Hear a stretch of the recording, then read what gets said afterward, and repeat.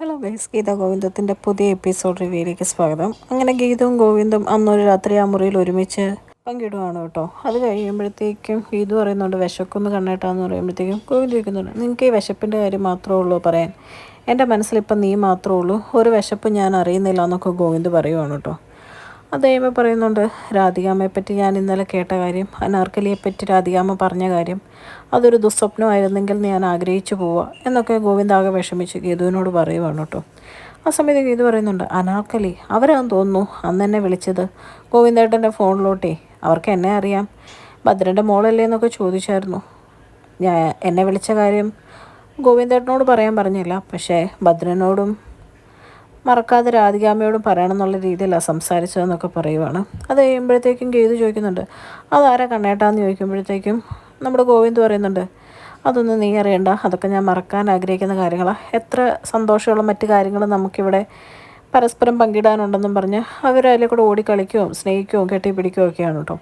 അത് കഴിഞ്ഞ് രണ്ടുപേരും അടുത്ത് തളർന്ന് വന്ന് അവിടെ കിടക്കുവാണ്. അപ്പം ഗീതു പറയുന്നുണ്ട്, വിഷമിക്കേണ്ട കേട്ടോ, ഇനിയിപ്പം ഈ മനസ്സിൽ ഞാൻ മാത്രമല്ലേ ഉള്ളൂ എന്നൊക്കെ പറയുമ്പോൾ ഗോവിന്ദൻ പറയാണ്, നേരാ, എനിക്കിപ്പം ഈ ലോകത്ത് നീയുണ്ട്, ഇനിയിപ്പോൾ എന്താണേലും ഒരുമിച്ച് മുമ്പോട്ട് എന്ത് വെല്ലുവിളിയും നേരിടാൻ ഞാൻ തയ്യാറാണ്, നിന്നെപ്പറ്റി പറയേണ്ട സമയത്ത് ഞാൻ പറയേണ്ടവരോട് കറക്റ്റായിട്ട് പറയുകയും ചെയ്തോളും, ഇനി എനിക്കൊന്നും പേടിക്കാനും ഇല്ല എന്നൊക്കെ പറഞ്ഞ് അവർ രണ്ടും അവിടെ കിടക്കുവാണ് കേട്ടോ. പിറ്റേ ദിവസം രാവിലെ അജാസ് ചെന്നിട്ട് പറയുകയാണ്, ക്യാമറയുടെ ദൃശ്യം അനുസരിച്ച് അവർ ഈ മുറിയുടെ അവിടം വരെ വന്നിട്ടുണ്ടെന്ന് പറയുമ്പം റിസപ്ഷനിസ്റ്റ് പറയുകയാണ്, അത് ലോണ്ട്രി റൂമാണ്, അത് ഞാൻ ഇന്നലെ അടച്ചു പൂട്ടിയായിരുന്നു, അതിൻ്റെ അകത്ത് എന്തായാലും കാണാൻ സാധ്യതയില്ല എന്ന് പറയുമ്പോഴേക്കും നമ്മുടെ അവർണിക പറയുവാണ് കേട്ടോ, അതൊന്ന് തുറക്കുമോ, ഇനി അതിൻ്റെ അകത്ത് എങ്ങനെ ഉണ്ടെങ്കിലോ എന്ന് പറഞ്ഞാൽ തുറന്ന് നോക്കുമ്പോഴേക്കും ഗീതവും ഗോവിന്ദും നിലത്ത് കെട്ടിപ്പിടിച്ചിങ്ങനെ കിടക്കുവാണ് കേട്ടോ.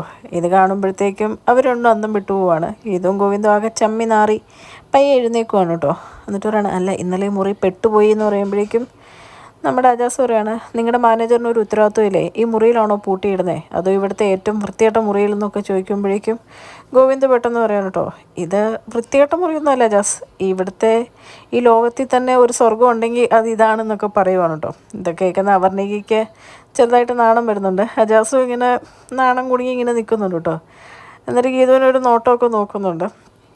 ഗീത ഇപ്പോൾ പറയുന്നുണ്ട്, അല്ല ഇത് കുഴപ്പമൊന്നുമില്ല, നല്ല മുറിയായിരുന്നു എന്നുള്ള രീതിയിൽ ഗീതും പയ്യെ അവിടെ കിടന്ന് ഉരുണ്ട് കളിക്കുവാണ് കേട്ടോ. അത് കഴിയുമ്പോഴേക്കും ഗോവിന്ദ് പറയുന്നുണ്ട്, ഇവർക്കൊരു പണിഷ്മെൻ്റായിട്ട് ഈ റിസോർട്ട് നമുക്ക് തന്നെ മേടിച്ചേക്കാം എന്നൊക്കെ പറയുവാണ്.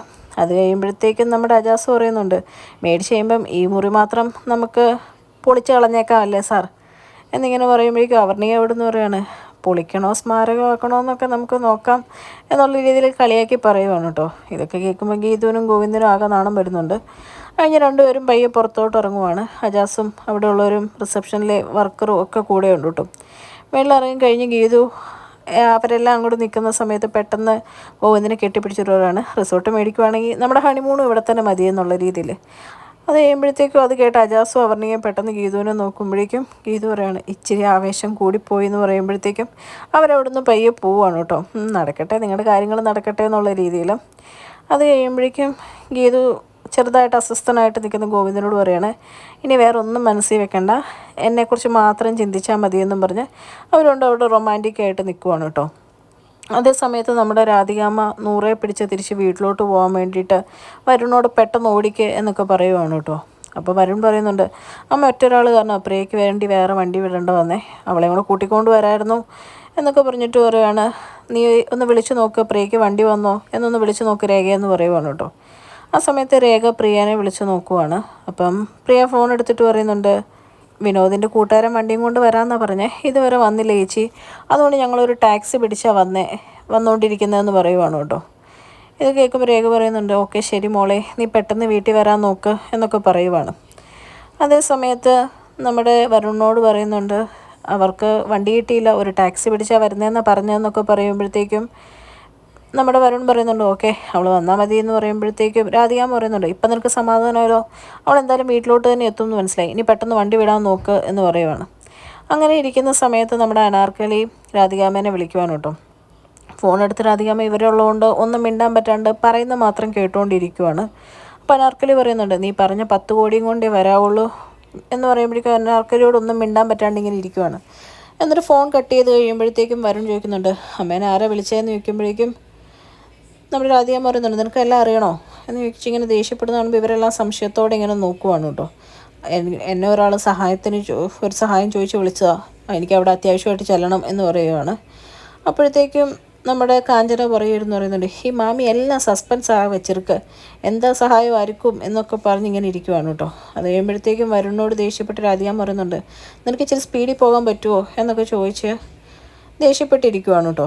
അതേ സമയത്ത് രഞ്ജു നമ്മുടെ അനാർക്കലിക്ക് ചായയൊക്കെ ഇട്ടുകൊണ്ട് വരുവാണ്. അപ്പോൾ അനാർക്കലി പറയുന്നുണ്ട്, നിനക്ക് നല്ല ആതിഥേയ മര്യാദയുണ്ട്, എന്തായാലും രാധികാമ്മേനെ പോലെയല്ല എന്നൊക്കെ പറഞ്ഞ് ചായ മേടിച്ച് കുടിക്കുവാണ് കേട്ടോ. എന്നിട്ട് പറയുന്നുണ്ട്, നല്ല കുടിച്ച് പരിചയമുള്ള ഒരു സ്വാദ് ഈ ചായക്ക് വരുന്നുണ്ട്, എവിടെ നിന്നാന്ന് പക്ഷേ എനിക്ക് ഓർമ്മ കിട്ടുന്നില്ല, എന്തായാലും നല്ല ചായ എന്നൊക്കെ പറയുവാണ് കേട്ടോ. ആ സമയത്ത് രഞ്ജു പറയുന്നുണ്ട്, നിങ്ങൾക്ക് അങ്ങനെയാണെങ്കിൽ എൻ്റെ അമ്മ നേരത്തെ ചായ ഇട്ട് തന്നിട്ടുണ്ടായിരിക്കും, എൻ്റെ അമ്മേനെ നിങ്ങൾ അറിയുമായിരിക്കും, ഫേമസ് ആയിട്ടുള്ള പാട്ടുകാരിയാണ് വിജയലക്ഷ്മി സുബ്രഹ്മണ്യം എന്ന് പറയുമ്പോഴേക്കും ഇത് കേട്ട് നമ്മുടെ അനാർക്കലി ആകെ ഒന്ന് പകച്ചിരുന്ന് പോവാണ് കേട്ടോ. പക്ഷേ രഞ്ജുവിനോട് ദേഷ്യപ്പെടുന്നൊന്നുമില്ല. രഞ്ജു അനാർക്കലിയുടെ എക്സ്പ്രഷൻ എന്താണെന്ന് അറിയാൻ വേണ്ടി ഇങ്ങനെ തുറച്ചൊക്കെ നോക്കുന്നുണ്ട് കേട്ടോ. അപ്പോഴേക്കും അനാർക്കലി പറയുന്നുണ്ട്, ചിലപ്പോൾ ഉണ്ടായിരിക്കും എന്നിങ്ങനെ പറഞ്ഞിട്ട് വരാണ്, എന്തായാലും നല്ല ചായ, നീ പോയിക്കോ എന്ന് പറയുവാണ്. അത് കഴിയുമ്പോഴത്തേക്കും അനാർക്കലി ഇങ്ങനെ ഇരുന്ന് ഓർക്കുക, എന്തായാലും മാധവൻ നായർക്കൊരു മകളും കൂടി ഇല്ല, അപ്പോൾ ഇവളാരായിരിക്കും. എന്നിട്ട് അന്ന് വിജയലക്ഷ്മി അനാർക്കലിയെ കാണാൻ വേണ്ടി ജയിലിൽ ചെന്നതും ഒരു ലെറ്റർ കൊടുത്തതും വായിച്ചു നോക്കണമെന്ന് പറഞ്ഞ കാര്യവും അനാർക്കലി അത് കീറിക്കളഞ്ഞ കാര്യമൊക്കെ അനാർക്കലി ഇങ്ങനെ ഇരുന്ന് ഓർക്കുവാണ്. അന്ന് എന്തായിരിക്കും വിജയലക്ഷ്മി ആ ലെറ്ററിൻ്റെ അകത്ത് പറഞ്ഞിരിക്കുന്നത് എന്നൊക്കെ ഒരു നിമിഷം ഇങ്ങനെ അനാർക്കലി ഓർക്കുന്നുണ്ട്. എന്നിട്ട് ഇവളാരായിരിക്കും എന്നുള്ളൊരു ചിന്തയിൽ ഇങ്ങനെ ഇരിക്കുവാണ് കേട്ടോ. അതേ സമയത്ത് നമ്മുടെ വിനോദിൻ്റെ ഫോണിൽ അബി എന്ന് പറയുന്ന ഒരു ഫ്രണ്ട് വിളിക്കുവാണ്. വിനോദ് ഫോൺ എടുത്തിട്ട് അബി പറ എന്ന് പറഞ്ഞ് ഭയങ്കര സന്തോഷത്തോടുകൂടെ സംസാരിച്ച് തുടങ്ങുവാണ് കേട്ടോ. അത് കഴിഞ്ഞ് അബി എന്തോ പറയുന്നുണ്ട്, അതെന്താണെന്ന് കാണിക്കുന്നില്ല. അത് കേൾക്കുമ്പോഴത്തേക്കും നമ്മുടെ വിനോദ് ആകെ ടെൻഷൻ ആവുകയാണ് കേട്ടോ. ടെൻഷനായിട്ട് ഇങ്ങനെ ഇരിക്കുന്ന വിനോദിനെ കാണുമ്പോൾ പ്രിയ ചോദിക്കുന്നുണ്ട്, എന്താ വിനോദെ പറ്റിയെന്ന് ചോദിക്കുവാണ് കേട്ടോ. അതേ സമയത്ത് ടെൻഷനായിട്ട് വിനോദ് ഇരുന്നിട്ട് ഒന്നുമില്ലയെന്നും പറഞ്ഞ് ഫോൺ കട്ട് ചെയ്തിട്ട് ഹെഡ് റെസ്റ്റിലോട്ട് തല ചായച്ച് വെച്ച് ഇങ്ങനെ ടെൻഷനായിട്ട് കിടക്കുവാണ് കേട്ടോ. അപ്പോൾ എന്തോ വിനോദിന് സംഭവിച്ചു എന്ന് മനസ്സിലായിട്ട് വിനോദിനെ ഇങ്ങനെ നോക്കിക്കൊണ്ടിരിക്കുന്ന പ്രിയനെ കാണിച്ചുകൊണ്ടാണ് കേട്ടോ ഇന്നത്തെ എപ്പിസോഡ് അവസാനിക്കുന്നത്. ചാനൽ ഇഷ്ടപ്പെട്ടാൽ ലൈക്ക് ചെയ്യാനും സബ്സ്ക്രൈബ് ചെയ്യാനും കമൻറ്റ് ചെയ്യാനും മറക്കരുത്. Thank you.